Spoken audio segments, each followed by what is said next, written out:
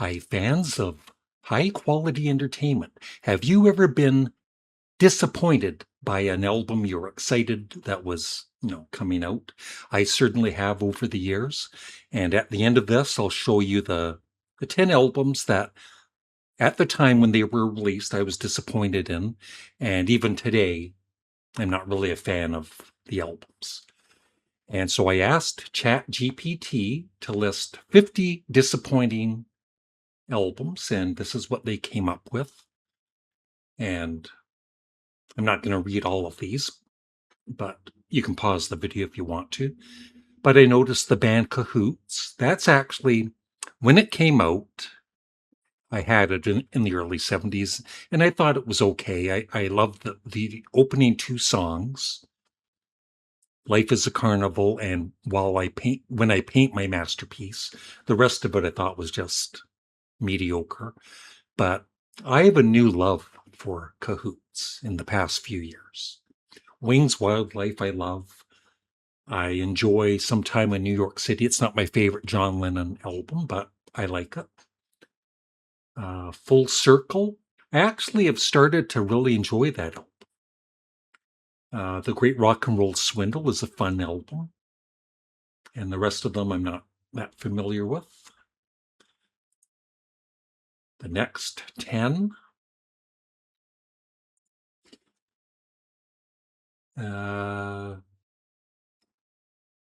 Never really heard any of these.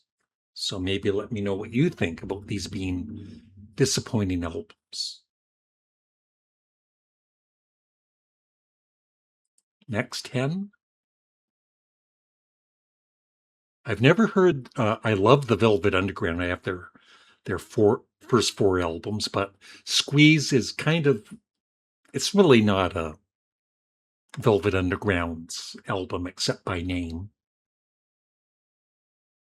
And the only other, Songs of Innocence. That's around the time I gave up on YouTube when they forced the album on iTunes and kind of really peeved a lot of people off, even big fans like me. Plus, the album itself was just not that great. Next 10. Smiley Smile. I love Smiley Smile. And their Satanic Majesty's Request. I love that album. Presence, I think, is a great album. Union is, so-so. And the rest. Love Beach. I did for my Does This Album Suck series, and for me, the album did suck. And the top 10, according to ChatGPT, Lulu, I have that, but I need to listen to it more. I thought it was okay. I'm a big Lou Reed fan. Not so much Metallica, but I can understand it getting a lot of hate.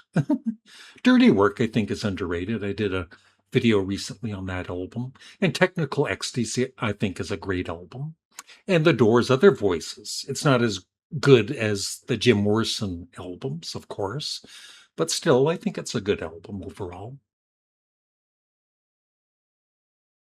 So this is my top 10, and not in any order. So this is Pretenders 2. Maybe I need to listen to it again, but the last time I listened to it on Spotify, I had the same kind of feelings as when I bought it. I loved their debut album, and I still have it in my collection. But Pretenders 2, except for the album coverage, I think is fantastic. I just could not get into Pretenders 2. It sounded production-wise, it sounded really druggy, and I wasn't doing drugs back then, so I didn't know what druggy really meant, but that's just the feeling I got from it. And of course, soon after, sadly, two of these members passed away from drugs. But maybe I need to reevaluate it. Next up, and these aren't ranked, by the way, they're just albums that I was disappointed in. Next up, I was a Billy Joel fan for a while in the 70s. maybe early 80s. And so I had bought 4 or 5 of his albums. But when The Bridge came out, I bought it right away, and I was disappointed in it. It almost felt like he was going through the motions with the album. I haven't heard it since, and I really have no desire to listen to it. But still a great songwriter and a great talent. Next. Well, yeah, just like Billy Joel, I was a big John Mellencamp or John Cougar Mellencamp fan for a few years. And around this time, I think I did buy maybe 1 or 2 more albums after this. But this was the first one where I thought, okay, he seems to be losing the plot here. It just seemed, once again, to be going through the motions and wasn't that great of an album for me. Next. In the early 70s, I was a pretty big Uriah Heep fan. I loved The Magician's Birthday, Demons and Wizards, and I still have those in my collection, plus their earlier albums. But when Wonderworld came out, I loved this album cover, and I thought, oh, this is going to be amazing. And it wasn't. It was pretty mediocre. And Return to Fantasy, the following album, wasn't much better. And I think I also bought High and Mighty, which I didn't really care for, so wasn't a fan for much longer after that. Next up, I've talked about this album before. Yeah, this might be the most disappointing of them all. A 3-record set by Frank Zappa, and I was so into, well, I'm still a big fan of Frank Zappa overall, but this was a very disappointing album. I did, about maybe a year ago, I did listen to the album one more time, and it wasn't as bad as back in the day, but still not a fan of it, and I no longer have it in my collection. Next up. Yeah, big fan of Grand Funk. Even Phoenix was disappointing. I could have even shown that, but Shining On, after the fantastic We're an American Band, I thought they were back on track, right? And Shining On isn't a bad album. It's just, for me, it's just not a great album. And so it was pretty disappointing at the time. But I do love early Grand Funk. And that was the last album of theirs I bought. Yeah. Nazareth, Playing the Game. I was buying Nazareth albums. Maybe not all of them, but the ones I bought I really liked. Rampant was my favorite. But when Playing the Game came out, bought it right away and was disappointed once again. Just a so-so album.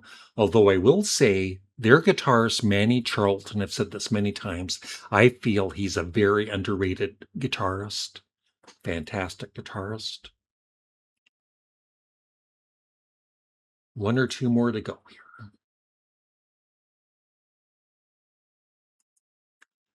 Humble Pie with the very different album cover. Humble Pie Thunderbox. I loved Smokin'. I never bought Eat It. It was a double album that I think my brother bought, but I was too young to be buying albums at the time. But by the time Thunderbox came out, I was able to buy it, and it wasn't very good. Very disappointing. Next. Yep, ZZ Top.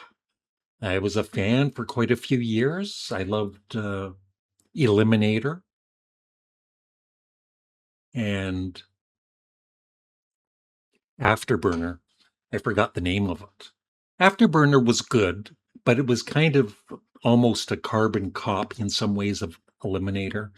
And by the time they got to Recycler, it was definitely a carbon copy of the previous two albums. So I lost all interest in ZZ Top after they released Recycler. And the last one, yeah, I was a big fan of U2 ever since the Unforgettable Fire came out in the 80s. So I was buying all of their albums. And even Zooropa was a little disappointing, but I did love some of the songs on it. But when U2's Pop came out, I wasn't done with U2 yet, but it was disappointing. And I was still buying their albums until, like I mentioned earlier, with their album that was on everybody's phone, or most people's phone. But yeah, U2 Pop. I did like Discotheque, and the video I thought was pretty hilarious. But most of the songs I just didn't care for. So that is it. I would love your thoughts on all of this, and what were maybe your top 3 most disappointing albums after, a really good or great album, and then you're waiting for the next album to be released and it's a complete disappointment. Thanks for watching. Please remember to like the video and leave a comment below. Have a great day. Bye. Have a beautiful day.